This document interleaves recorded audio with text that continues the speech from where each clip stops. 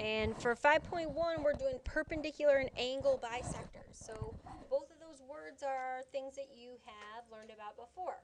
So if it's perpendicular, Julie, what will we see with lines that are perpendicular? Yep, the angles are all 90 degrees, so they are all right angles. And then, Ryan, if it's an angle bisector, what does that mean? Okay, good. So it's going to cut your angle in half. So you're going to have two congruent angles. So your perpendicular bisector theorem tells you if a point is on the perpendicular bisector, then it is equidistant from the endpoints of the segment. Okay, so the point has to be on the perpendicular bisector, and you can recognize that by the two things Julie and Ryan just told us, right? You're going to have perpendicular bisector, it will be right angles, intersection right angles, the bisector will cut it in half, and then you will know that it is, and this might be a new word, is equidistant from the endpoints of the segment. Okay, so if we break that word up, equidistant, the equa means what? Equal. Think of like equilateral, equiangular. Distant is going to represent the distance. Yeah, how far away it is, right? Okay, so equidistant just means it's going to be the same distance away from each of your endpoints. So in the hypothesis, you have to have the perpendicular bisector. Now let's look at the picture so we know how to figure that out. So we know it's perpendicular based on the right angle. So we will see a right angle. That's going to be for the perpendicular. Okay? Then the next thing you'll see is that these two pieces are congruent. So this is a segment bisector. So you're going to see that those are marked congruent, okay, for the bisector. And I'm just going to say for this, you're going to have congruent segments on either side. Your conclusion is that they are equidistant. So your conclusion, if we draw our triangle, which we will right here,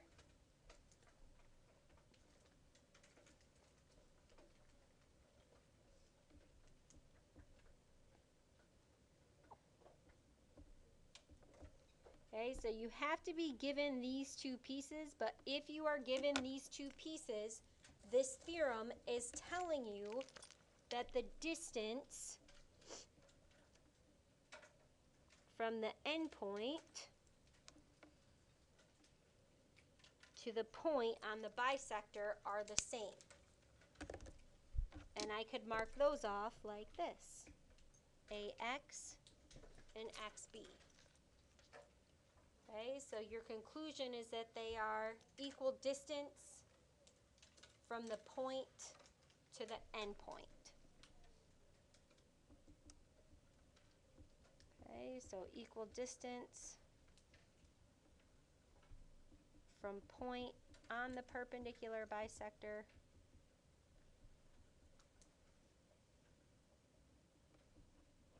to endpoints of segment. And then again, before we started, I talked about how you would use this in a proof, and what is the statement you would see? You would see that two segments are equal or two segments are congruent. You would see one of those, the conclusion. All right, now the converse is going to be in reverse. And just in case you need a reminder, if it says equidistant, it means the same distance. So if you see that on your theorem sheet, you'll understand what that means. Sometimes I like to just make notations, so if it's perpendicular, you know you have the right angle. If it's a bisector, you know it's cut in half.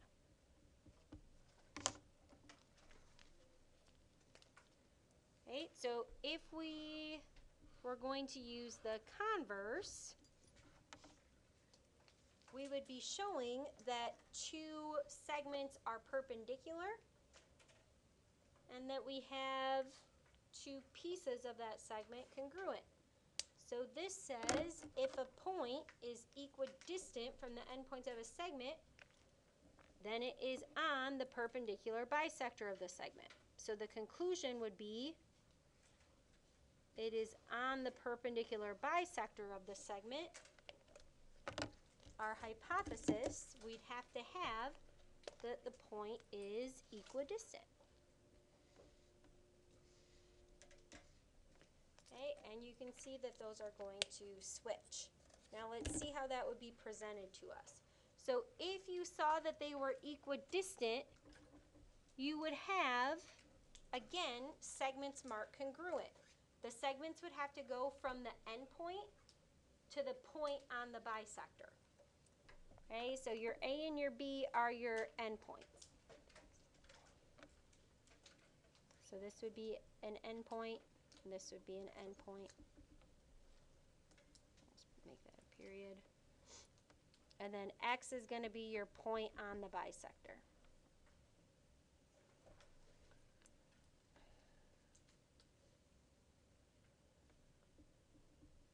We're just going to call it a segment. Okay, so if you have these two endpoints that are equidistant from that point on the segment, then you can conclude that you have a perpendicular bisector. Okay, so we would say that L is a bisector, so this is L.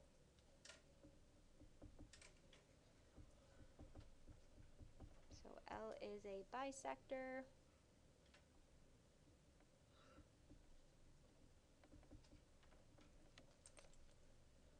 Of AB, and perpendicular bisector. Okay, so L is a perpendicular bisector of your segment AB.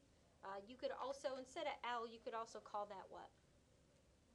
You could call it XY, the line XY. That would be fine.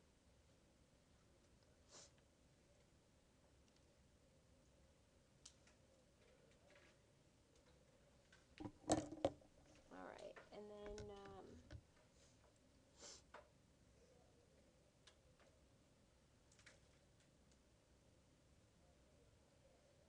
I was just going to show you a different way that you could use this. So remember last week how we were showing that triangles were congruent? If you have a perpendicular bisector, what type of triangles do you have here? You have right angles, which means you can use what? HL. Okay, so you could use this to prove triangles are congruent by the HL theorem. So remember, HL stands for hypotenuse leg. Hypotenuses are always across from the right angle here. So you can see that you have both of your hypotenuses are congruent and your legs are congruent. You could also prove that those are congruent by what? Side, side, side, or? Yeah, so this actually has lots of different ways. So, or SSS or SAS. You could prove all those different ways.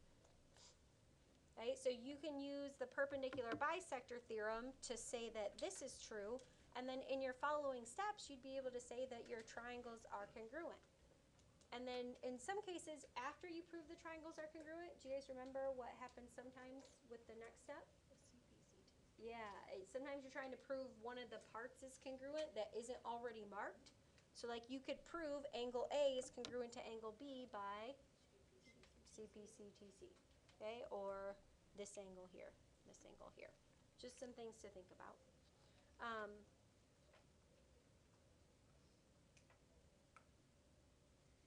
And then let's draw a picture for this so we can talk about how you would use that in a proof. So if we draw a picture for this one, we have X, we have A, B, you have y.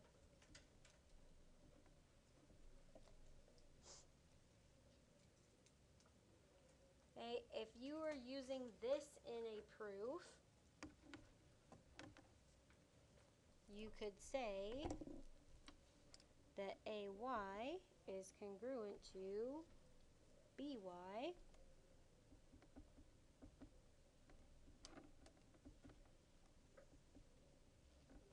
by the converse of the perpendicular bisector theorem.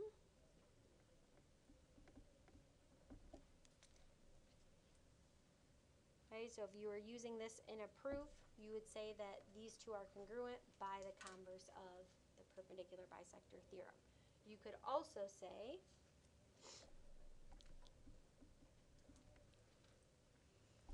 angle AYX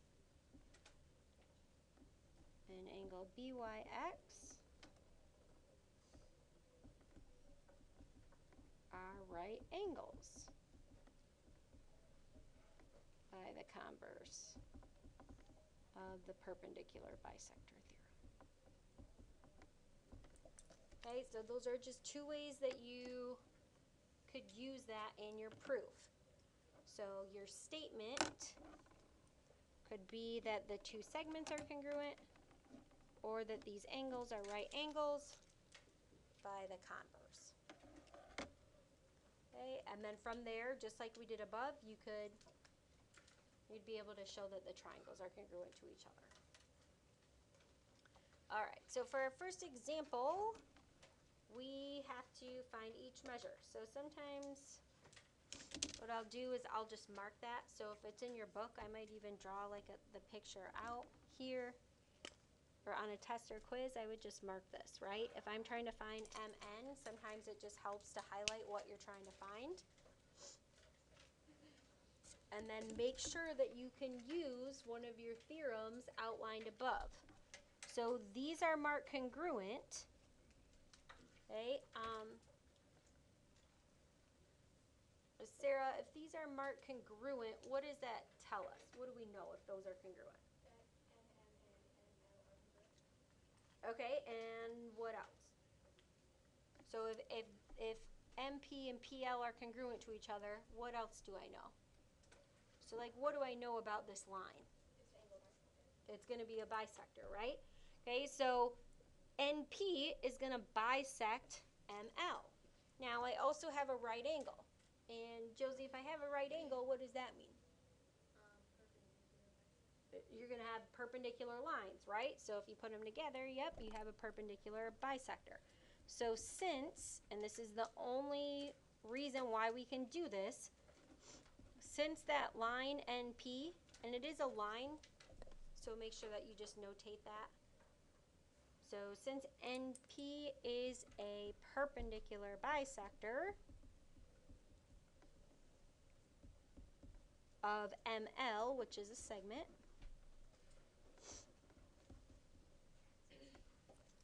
we know that N is equidistant to M and L. So we know that MN is congruent to LN. And of course, if we know that they're congruent, then we know that their measures are equal.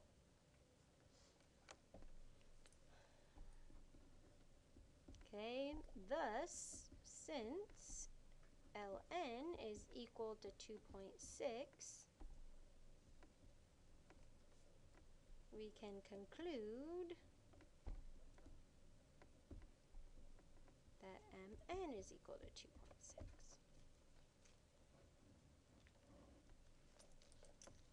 Okay, so that's what it's asking you for. What is Mn?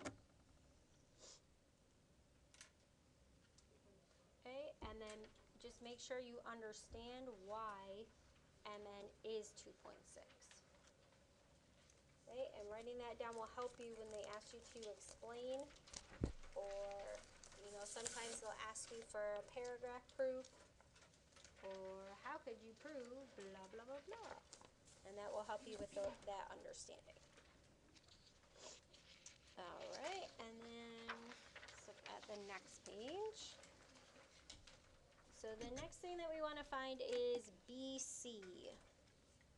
Okay, so BC is this whole segment here. Okay, now here they use 38 for AB and 38 for AC. So this is different than the last one. This is going to be the distance from a point to an endpoint, which means we are going to use which one of our theorems from page 1? We're going to use the converse, right? Okay, even though we see a right angle here, we don't know that these two are congruent. They only tell us right now that this is 12.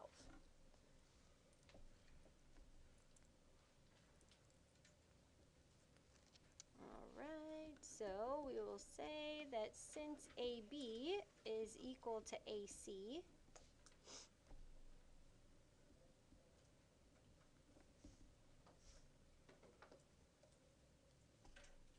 and AD is perpendicular to BC,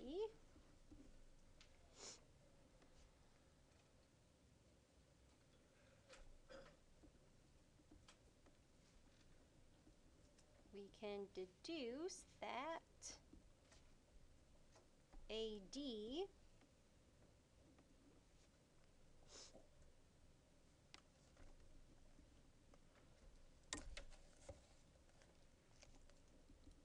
is the perpendicular bisector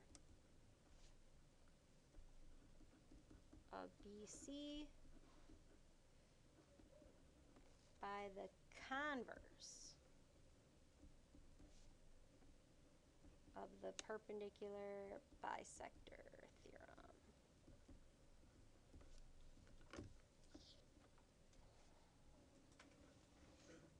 Okay, so this one is by your converse.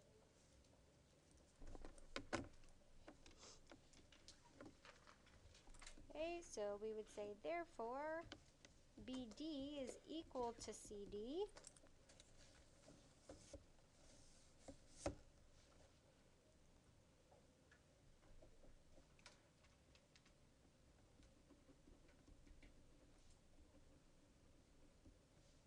which means BD equals 12.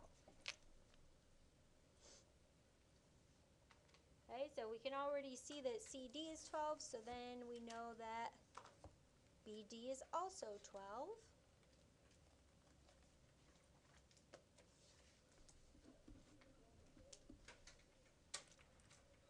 What we're trying to find is the length of BC.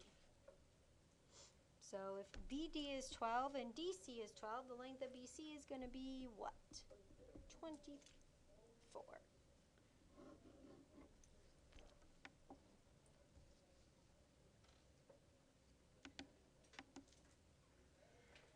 All right, and then for the next one, we are trying to find TU.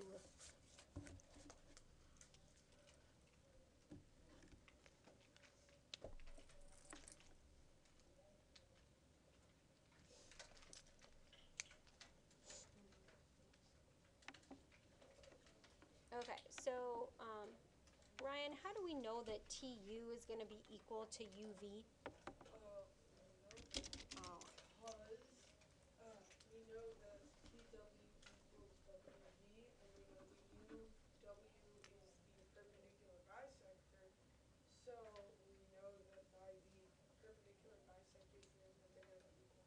And then, yep, so it'll be the perpendicular bisector, like you said, because you can see that those two segments are congruent, right? TW, WV, and then we know it's perpendicular because of your right angle, okay? So, yep, it's the perpendicular bisector, so we can say they are equal by the perpendicular bisector theorem for those reasons that Ryan just told us. Okay, and we know that it's the perpendicular bisector theorem, again, because of those two segments and the right angle. Okay, and I'll just write that. So that was because TW was congruent to VW.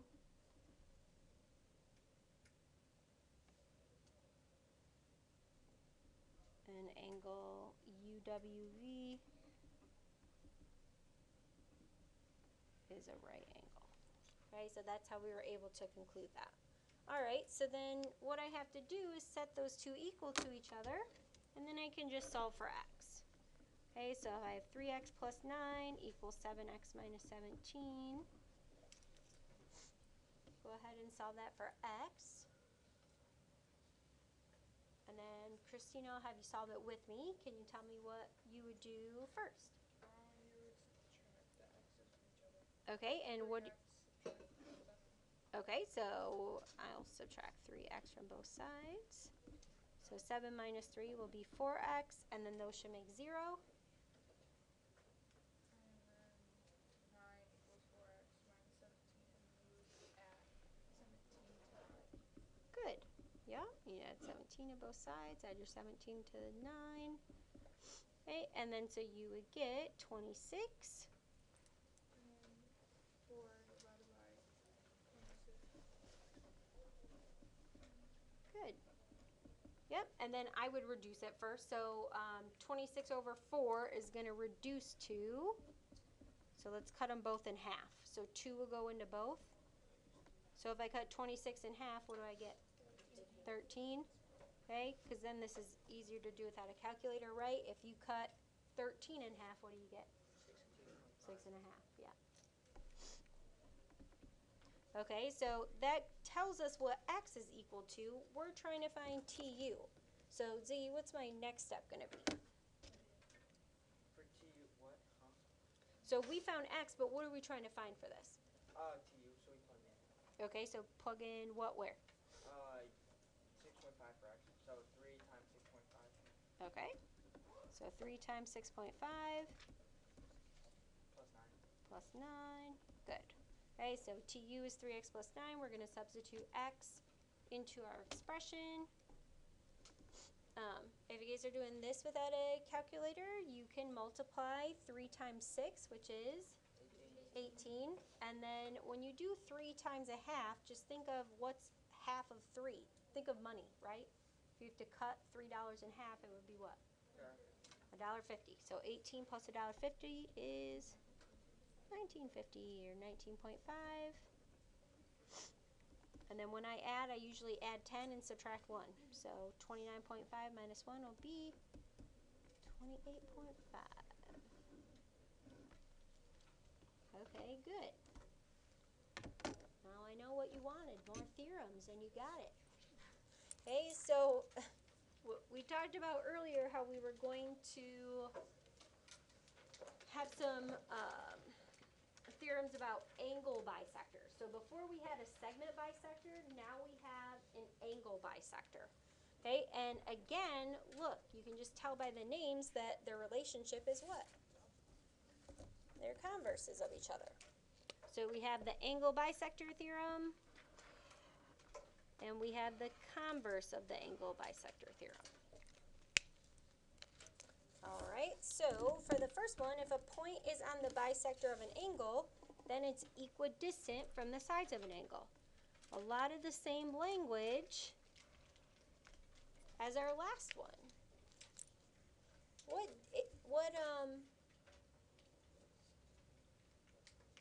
What doesn't it mention that the other one did?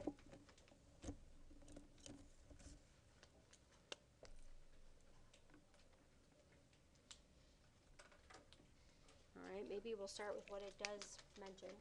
Ashna, what's something that's the same in the angle bisector theorem that was the same in the perpendicular bisector theorem?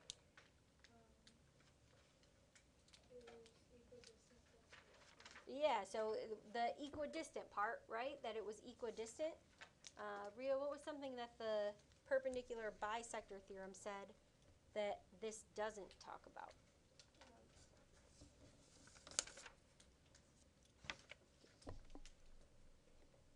It's on the bisector, like on the angle. Yeah, it is. So they both mentioned the bisector. It's equidistant from the side. That still has something like that. But what's one of the big parts?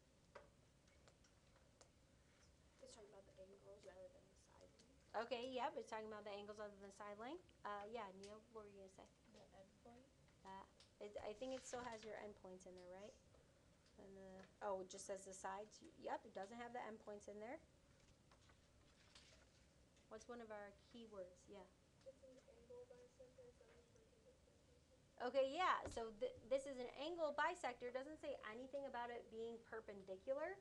But even though it doesn't say anything about it being perpendicular, you can see in the picture that you do have a couple of things that are perpendicular, even though it doesn't mention that here. Can you guys think about maybe something we did before that talked about like distances here? You guys remember what we know when you have like that perpendicular line? One of our earlier theorems. We talked about how the perpendicular segment is the shortest segment, right, to the line.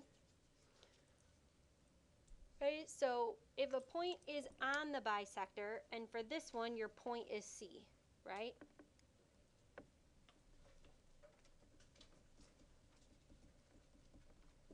Okay, point C, that's what we're talking about here. Then it's equidistant from the sides of the angle. Now here you can see angle APC.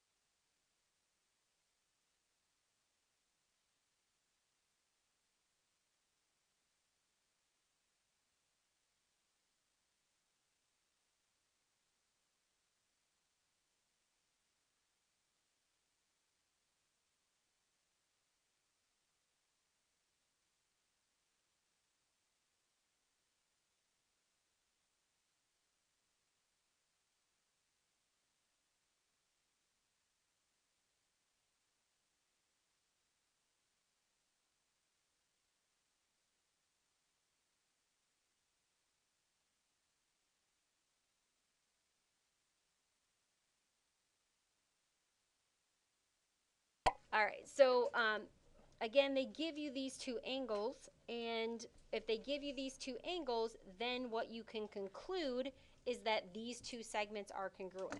So if you're thinking about, oh, how do I use this on a proof?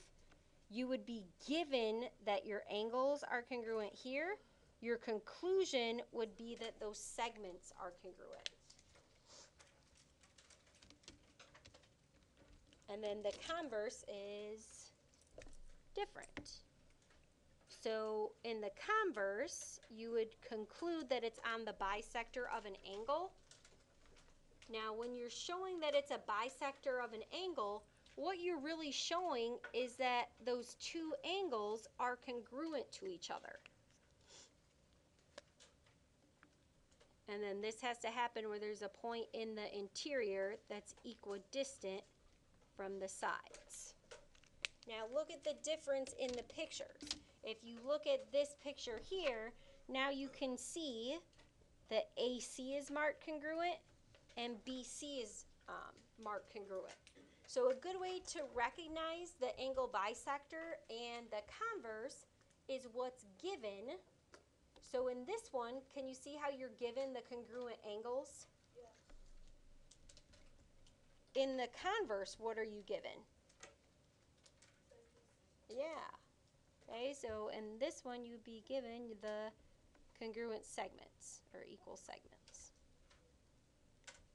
And then look how your conclusion, they flip. So this is when you want to conclude that the segments are equal or congruent. And here, you would have your angles.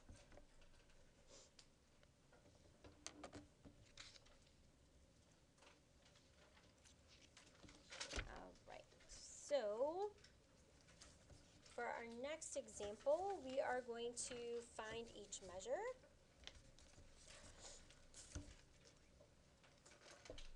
We are going to find BC.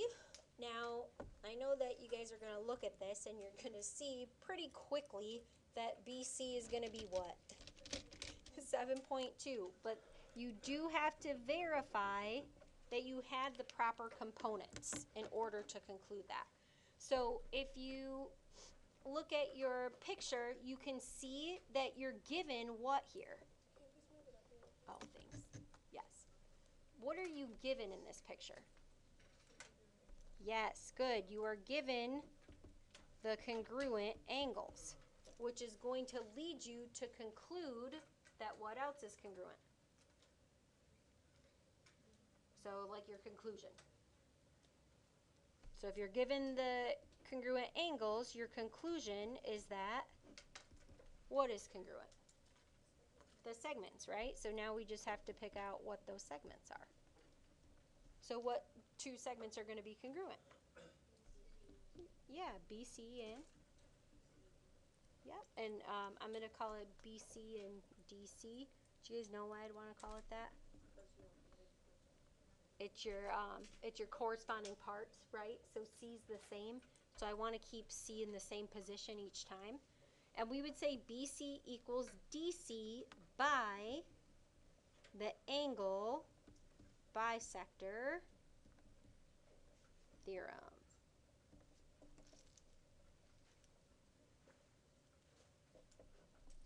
Okay, and then therefore, so here's I'll use the therefore symbol. It's these three dots that look like the finger holes of a bowling ball.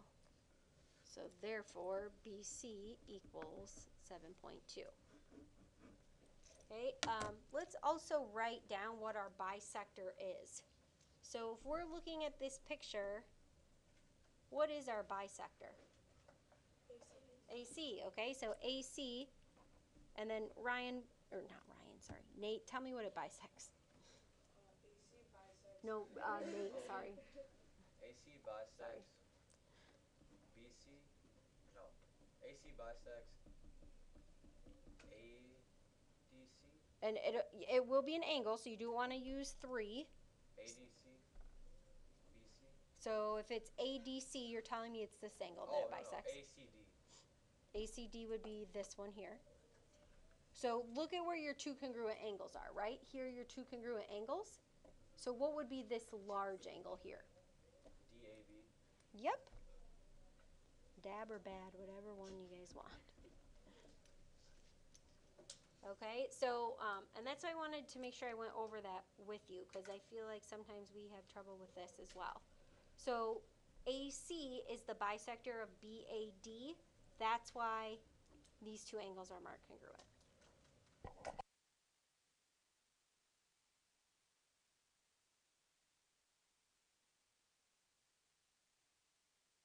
All right, let's look at B. So the measure of EFH, given that EFG is 50. Okay, so they are telling you that EFG is 50 degrees. So EFG would be this angle here. Okay, the whole angle is 50 degrees. We are trying to find EFH.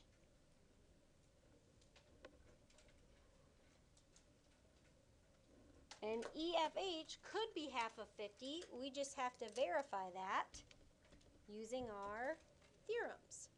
Okay, so if you look at what's given, you are given that these two segments are congruent. And then you do have those perpendicular lines there. So since EH is equal to GH, you can see that from the picture, EH is perpendicular to FE, and GH is perpendicular to FG,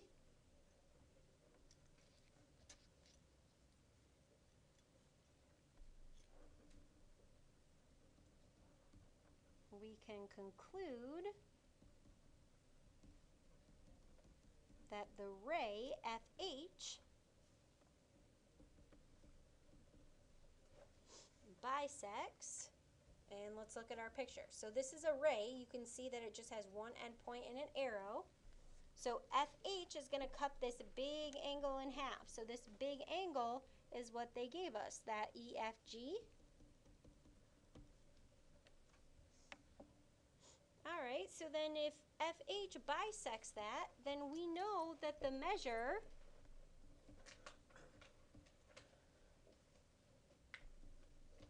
of EFH has to be half of the measure of EFG.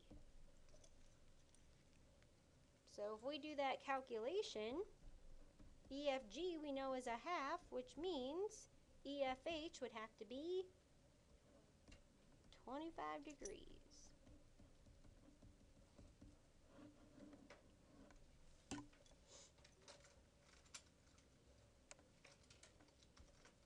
And then let's say what this is by.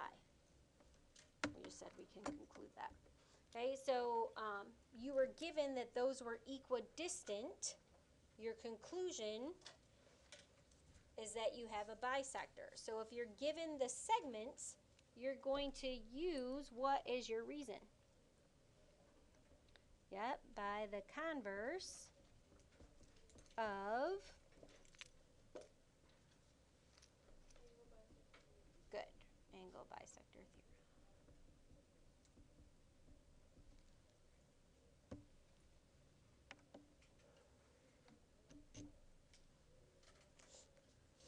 All right, and then for part C, we are going to find the measure of MKL. Okay, so if you look at your picture, think about what we're given. So, Nia, are we given that the angles are congruent or the segments are congruent in this one? Segment. Yep, so you can see these two segments are marked. You do have the right angles as well.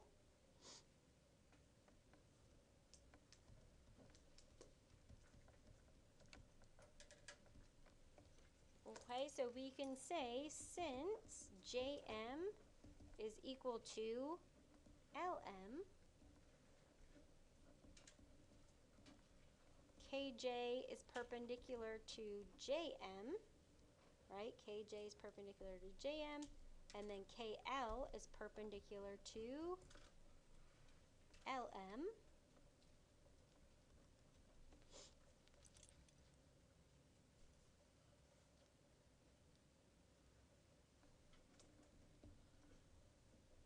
We know that, well, what do we know?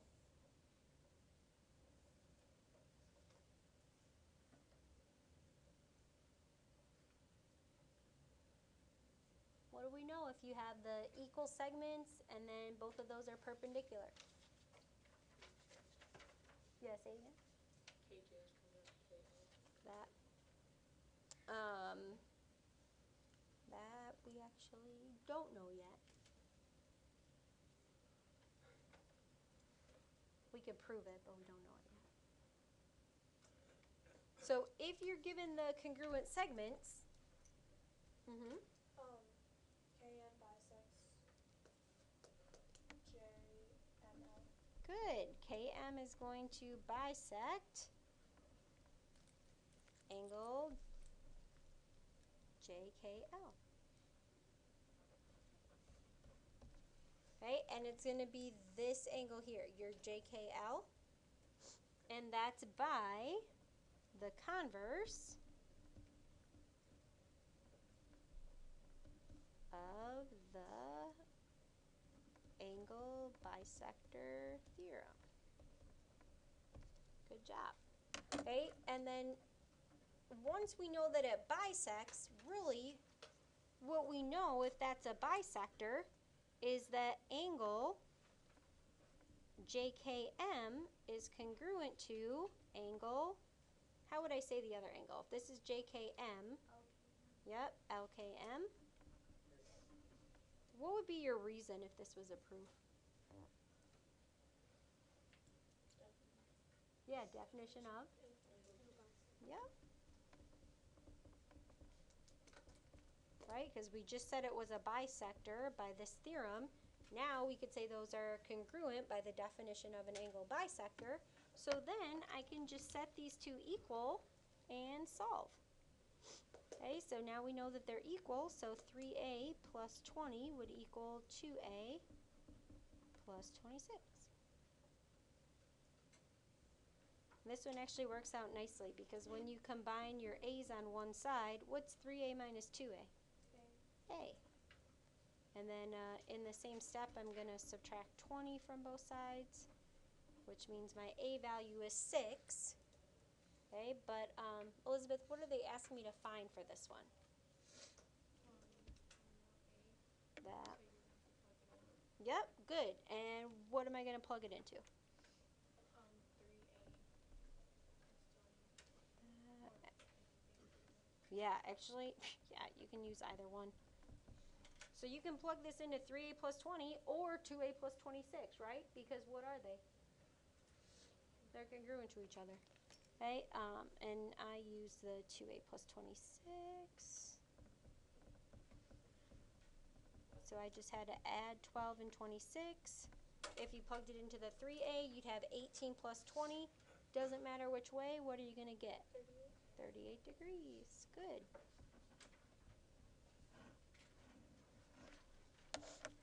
Okay, so we are going to stop there for today so you guys can start on your homework. I know you have your last page there. That's what we are going to do in class tomorrow.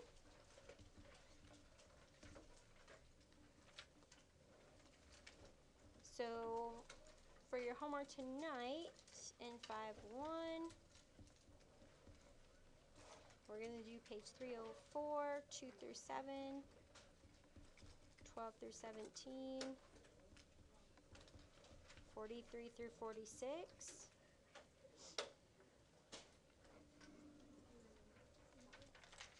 Okay, so there's really not a ton of problems. You guys can get a really good jump on this. We're doing really well borrowing the books and putting them back, and then last week we got a little messier, so we need to fix that up today.